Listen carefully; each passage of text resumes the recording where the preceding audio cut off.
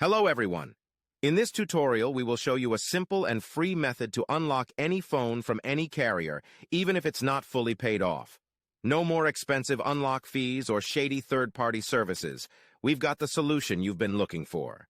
The first step is to insert an unsupported SIM card from a different carrier into your phone. Once you power up your phone with the new SIM card, you'll receive a message asking for an unlock code.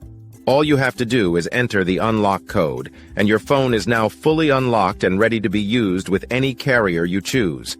And here's the best part. We will show you how to get the unlock code.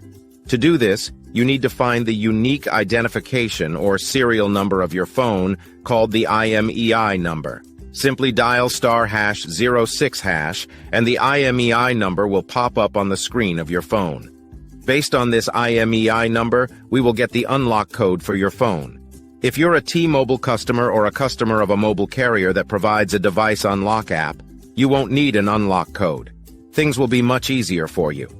Visit useanysim.com and find straightforward instructions to unlock your phone for free, based on the IMEI number of your device. Get started now and enjoy the freedom of an unlocked phone, all for free. Thank you for watching.